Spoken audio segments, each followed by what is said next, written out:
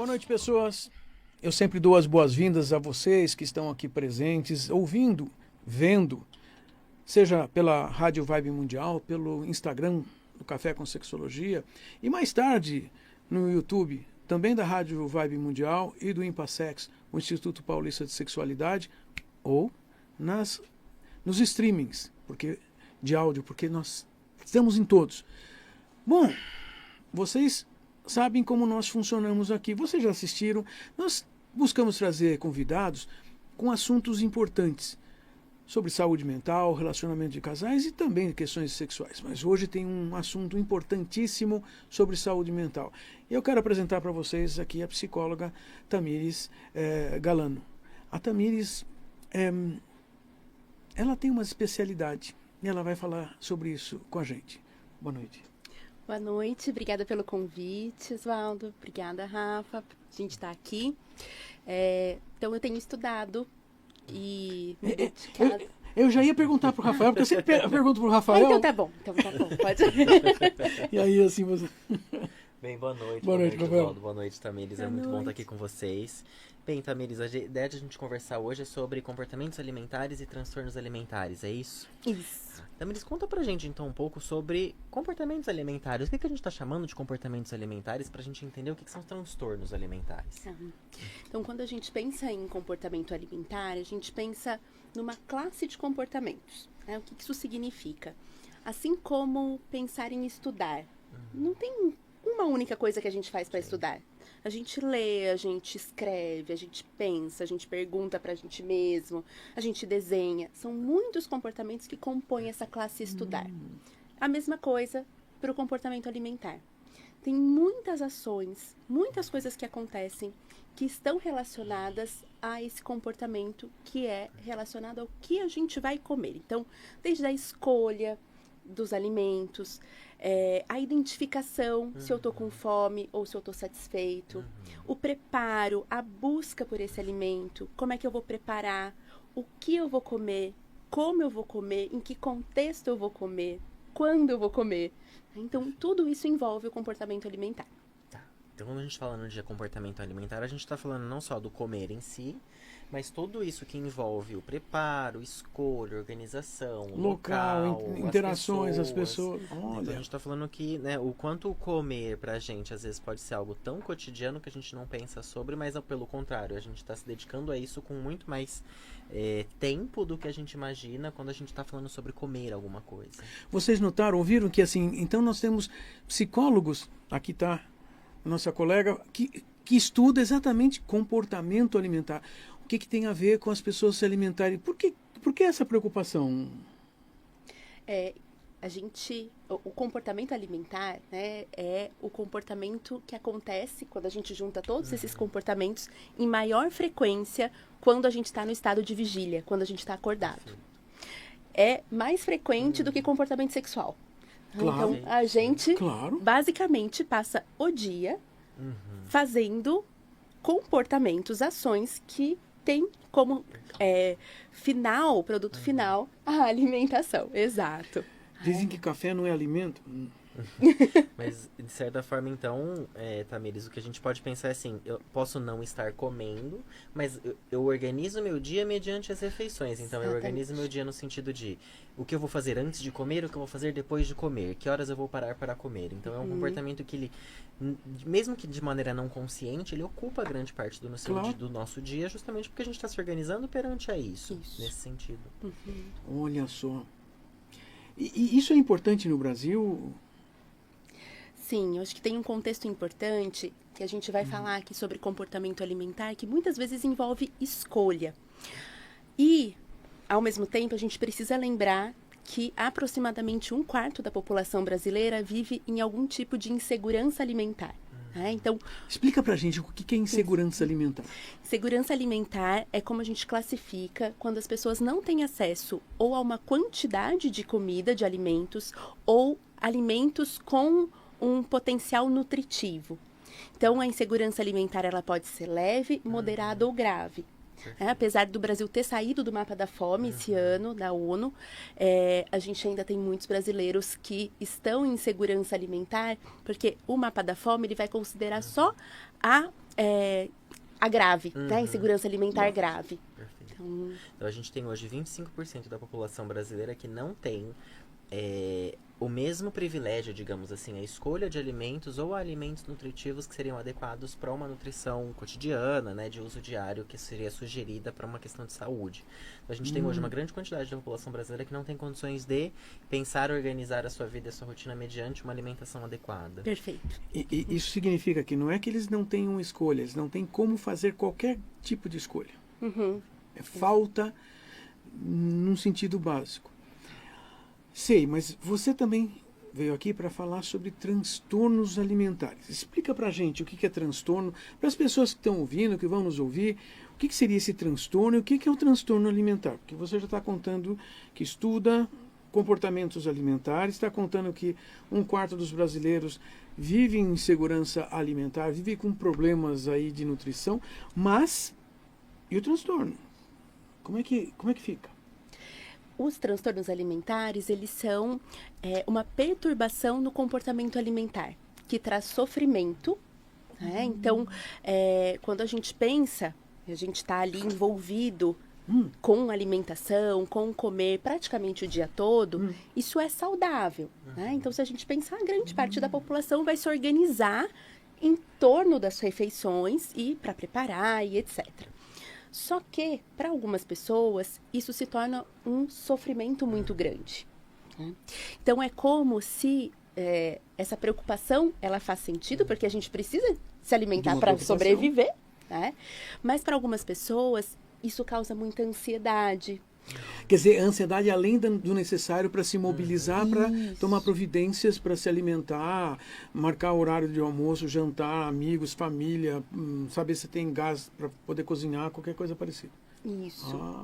Normalmente associado com muito medo de alimentos. Né? Medo de alimentos? Medo de alimentos. Conheci uma pessoa que não comia morango porque tinha aquele monte de pontinho preto. De pontinhos. Normalmente, aí talvez a gente pense até numa fobia específica, né? Mas quando a gente pensa, por exemplo, dentro dos transtornos alimentares, os mais prevalentes são a anorexia nervosa, bulimia nervosa e transtorno de compulsão alimentar. Já tem 3 coisas. Já tem 3 coisas para você contar e explicar, porque as pessoas querem saber, ouvir. O que significa isso? Anorexia. Anorexia nervosa. Palavra difícil. Anorexia nervosa é um transtorno alimentar que normalmente é caracterizado pela pessoa ter muito medo de engordar, fazer uma alimentação bastante restritiva, então passar muitas horas sem se alimentar. Quando se alimenta, tem uma preocupação com baixíssimas calorias. E, normalmente, a anorexia, ela é um transtorno que, para ser diagnosticado, a pessoa precisa estar com um baixo peso, né? Um peso abaixo de 17,5 no IMC, que é chamado. A gente que trabalha com comportamento alimentar, transtorno alimentar, costuma dizer que esse é o único momento em que o IMC importa. IMC, eu posso explicar o que é IMC? IMC é um cálculo feito que ele divide o peso, a gente divide o peso de uma pessoa pela altura ao quadrado, né? Então, é uma fórmula matemática que foi inventada por um matemático para estudar populacionalmente o peso de populações. E isso foi importado para o atendimento individual de uma forma errônea. O IMC não deveria ser usado para a gente falar individualmente. Né? A gente não pode dizer se uma pessoa é saudável ou não apenas com base no IMC. O único momento em que ele de fato importa é quando ele está abaixo do 17,5, porque este sim indica uma desnutrição, né? E um baixo peso. Porque esse baixo peso está associado à desnutrição mesmo. Isso. Ou seja, estatisticamente todo mundo que está nessa condição tá faltando um monte de coisas no corpo já. A gente não vai falar de 100%, porque algumas pessoas, de fato, podem ter esse IMC e se alimentarem bem, mas não é comum. Exato. E por que essas pessoas são assim? Os transtornos alimentares, eles são multicausais. Né? Então, tem até um mito de que a culpa é da família, é de alguém que falou sobre o corpo da pessoa. Isso é mito. Suicídio. E tem alto índice de suicídio. Isso. Ei. Entre pessoas com anorexia nervosa. Então, você já estava contando que a gente está dando um título, mas a pessoa está em sofrimento e brigando com quantidade e tipo de comida. O tempo todo. E como você estava contando antes, que nós, normalmente, no dia a dia, nós nos preocupamos bastante com os comportamentos alimentares, porque nós imaginamos, pensamos, planejamos, queremos, tem um monte de comportamentos à volta. Você está dizendo que essa pessoa entra em sofrimentos grandes, porque não são determinados momentos que ela pode evitar.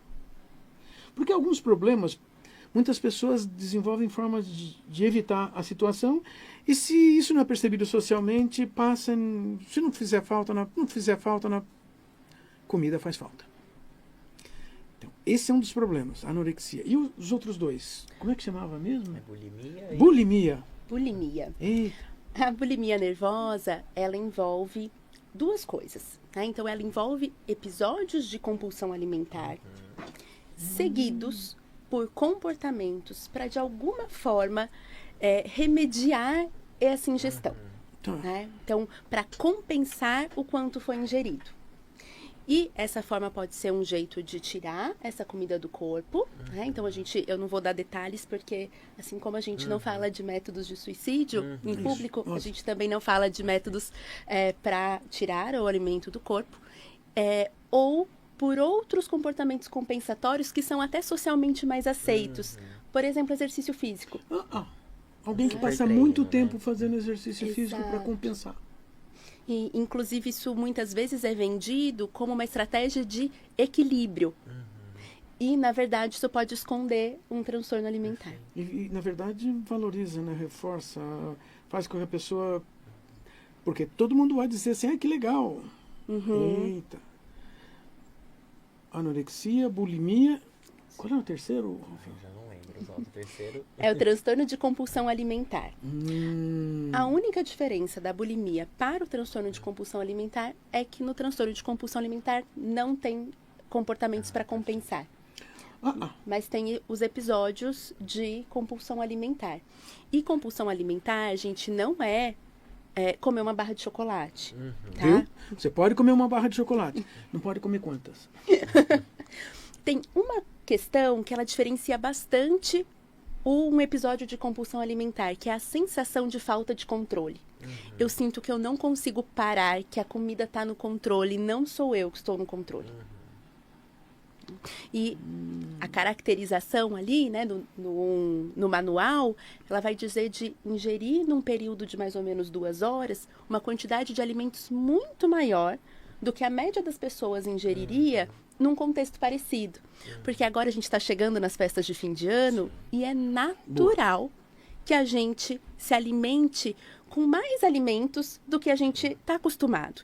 E dentro desse contexto faz sentido. Então, comidas natalinas, a gente só vê uma vez no ano. A gente tem uma oferta muito maior, normalmente. Né? Então, dentro desse contexto, é esperado que aumente o volume de alimentação. Né? Esperado, inclusive, saudável. Até assim, a ceia de Natal é à meia-noite. Nós vamos estender mais horas esperando comer. Isso também ajuda a fazer com que a gente, aspas, sinta mais fome. Sim. Tira as aspas. Sim. Normalmente a gente vai sentindo fome conforme o tempo vai passando, né? E a depender da nossa última refeição. Claro. E de qual foi o que compôs essa última refeição. Quer dizer, então, festas de fim de ano favorecem muito esse comer por uma maneira, assim, ansiosa? Eu acho que a gente pode pensar... É que o comportamento em si é um comportamento que fica ansioso. Mas, assim, como é que essa pessoa aprende a ser isso? Porque ela teve que aprender. Ela teve que aprender, exato. Né? Então, quando a gente pensa, por exemplo... em festas de fim de ano, em situações em que a gente vai ter acesso a comidas diferentes, por exemplo. Normalmente, algumas pessoas ficam com medo de se descontrolar. Né? Porque a gente tem uma regra social, né? A gente estava até conversando sobre... Parece que tem uma ideia moral em relação à comida. Então, comer muito ou comer mais do que alguém disse que eu deveria comer é algo imoral, é algo de que você não tem autocontrole, de que você não tem sucesso na vida. É como se essas relações fossem sendo criadas. Então, muitas pessoas têm medo de comer, têm vergonha de comer e não necessariamente elas têm um transtorno alimentar. Olha, interessante. Quer dizer, ter vergonha de comer por alguma questão social, pense você que está ouvindo aí, olha, isso não necessariamente significa algum transtorno, mas também sentir vergonha não ajuda, né? É uma reação de uma maneira ruim, porque vai prejudicar essa pessoa. A gente está falando o quanto a gente se comporta para comer durante o dia. E comida não é só nutriente, né? Não. Senão a gente se alimentaria de pílulas. Exatamente. Né? Não tem gosto. Exato. Não, o pior, tem gosto ruim. Costuma não ser prazeroso, né? Então agora nós estamos falando de uma coisa que tem muito a ver com a vida das pessoas, né? Os seres humanos precisam ter coisas que trazem satisfação e a alimentação é uma forma também de trazer satisfação, mas também depende do quê? De como, de quantidade. E aí de novo vamos para o final de ano, porque parece que a gente vai fazer alguns pratos só no final do ano, né? Aquela sobremesa que não sei nas quantas é só no final do ano. Tem uma maneira, né, que a gente trabalha bastante em consultório, na terapia individual, principalmente quando vem essa ansiedade relacionada às festas de fim de ano, a esse alimento, que é quase um fluxograma, né? Vou tentar aqui colocar para vocês, né? Então, um fluxograma do comer consciente. Então, a ideia é, diante de um alimento, então, imagina que eu estou ali na mesa e que eu tenho vários pratos. Para cada um desses pratos, dessas preparações, eu posso fazer algumas perguntas para seguir um caminho. A primeira pergunta é, eu quero isso agora? Porque a gente não para pensar, né? A gente pega. Eu quero isso agora? Eu gosto disso? Ou eu só vou pegar porque está aqui, ou porque as pessoas estão falando que eu preciso pegar. E isso, inclusive, vale para salada. Né? Então, às vezes, a regra de tem que comer salada no final do ano. Sim. Mas, às vezes, no final do ano, eu não quero comer salada. E não é um dia não comendo salada, não são alguns dias não comendo salada que vai desnutrir uma pessoa, que vai fazer mal. Né? E a outra pergunta é, qual é o tamanho da minha fome? Eu estou com fome agora? Para eu fazer as escolhas até do tamanho do prato. Perfeito. E, Tamires, você comentou com a gente antes do programa, né? Uma coisa que eu acho muito interessante, que é quais seriam algumas ideias que rondam os transtornos alimentares, mas que não são verídicas, né? A gente já viu, né, transtornos alimentares em novelas, filmes, séries, né? E às vezes cria-se uma ideia de que os transtornos alimentares são sempre daquela pessoa deprimida, sozinha, solitária, que não interage. Isso não é uma verdade, né? A gente não identifica transtornos alimentares pela aparência da pessoa. Quais são essas ideias que rondam os transtornos alimentares e que a gente precisa tomar um certo cuidado? Perfeito. Acho que a primeira coisa é de que transtorno alimentar tem uma cara. De que a gente consegue olhar para uma pessoa e saber se ela tem ou não transtorno alimentar pelo formato do corpo dela, pelo peso dela. Isso não é possível, com exceção da anorexia, porque ela envolve esse baixo peso. Né? Mas não é todo mundo que tem baixo peso que tem anorexia, então eu também não posso partir, né, desse pressuposto. Então, não tem uma cara. Outra ideia de que transtornos alimentares são exclusivos de mulheres. Perfeito. Não são. Olha. Né? Apesar de serem, sim, mais prevalentes em mulheres, a gente tem tido um aumento da prevalência, principalmente em homens gays. Mas homens héteros também têm frequentado ambulatórios com sofrimento. Caramba, então assim, não adianta dizer se é homem ou mulher, se tem preferência. Não vai olhar para a pessoa e achar que ela tem um transtorno. Porque quando a gente usa a palavra transtorno, nós estamos falando de um problema, de um diagnóstico que já está trazendo uma série de dificuldades. Não é a gente ficar ansioso porque vai comer a mais no final deste ano. Nós estamos falando de um processo e uma coisa que abrange a vida da pessoa. Isso. E a gente pode entender, Tamires, por exemplo, que existe uma cultura hoje que a gente vê sobre essa ideia ao corpo, de um corpo perfeito, de um corpo estético, que contribui para essa questão do transtorno alimentar, quando a gente fala, por exemplo, de mulheres e homens gays, né, que são populações que sofrem muito essa violência estética. Todos sofremos, né, independente da orientação sexual ou gênero, mas essa questão estética contribui muito para essa questão dos transtornos, né, em busca dessa imagem de um corpo ideal, nesse sentido. Sim. A ideia de que um corpo magro é um corpo de valor, é um corpo de sucesso, É um corpo saudável. é um corpo né? saudável, né? Isso é bastante presente e a gente tem passado, então eu sou ali da década de 90, que era um momento em que, quando a gente olha, né, as modelos e as atrizes consideradas gordas na época, a gente olha, são mulheres magras. Então, a gente teve ali, nos anos 2000, uma mudança do padrão estético, inclusive com proibição de modelos muito magras, né? E agora a gente tem voltado a esse padrão estético da magreza extrema, né? O que é a magreza extrema? É quando as pessoas que estão nesse padrão, a grande maioria delas, inclusive que estão ali modelando, elas não têm esse corpo naturalmente. Esse corpo, ele precisa de muito esforço e muita dedicação para que ele aconteça a ponto de empobrecer a vida. Sim.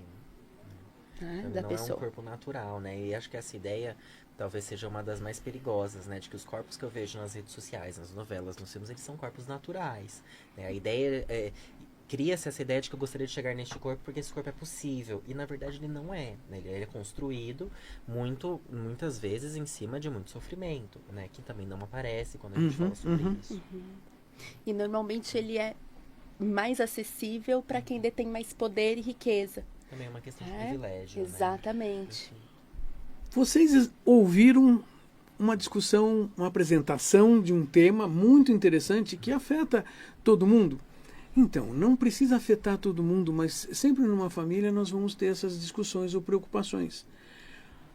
Eu acho que você nos avisou que nós precisamos pensar dentro do nosso grupo familiar de não ficar também exagerando ou querendo que algum membro da família seja mais assim ou seja mais assado, e que a preocupação maior deveria ser por uma saúde, e essa saúde vai ser medida por outras funções.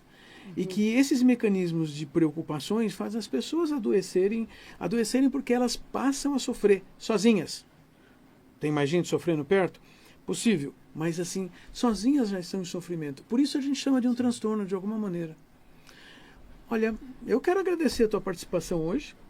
Acho que assim é bastante interessante e importante nós trazermos esses assuntos, porque eles fazem parte dos relacionamentos das famílias, dos relacionamentos de casais, e nós precisamos reforçar que existem muitas coisas associadas a bem-estar ou que trazem mal-estar mental.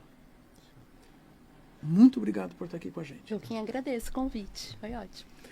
Olha, vocês sabem, nós vamos estar aqui todo domingo às 8h30 da noite. Semana que vem nós vamos ter uma boa discussão sobre amor e traição. Pensem aí, vai ter coisas interessantes para vocês ouvirem aí. É uma autora de um livro que apareceu recentemente, então nós temos boas discussões. Mas, Rafael, e o Impassex vai ter curso ano que vem? Temos curso ano que vem, Oswaldo. Temos o curso do ESA, né, que é a especialização em sexologia aplicada. As inscrições já estão abertas no site impassex.com.br, no Instagram do Impassex também. Se precisar de alguma informação, entre em contato com a gente, ou pelo Instagram, pelo WhatsApp, que a gente auxilia vocês por lá. Formação em sexologia não precisa ser da área da saúde, ou psicólogo, ou médico para poder fazer. Porque é um curso de sexologia aplicada, não é um curso de terapia sexual. Não é um curso restrito para quem precisa ter uma formação para ser um psicoterapeuta. Mas é importante. Bom, gostei de estar aqui com vocês. Voltamos semana que vem. E assistam a gente. Vamos ver os outros episódios lá no YouTube. Tem bastante episódio. Até mais, gente.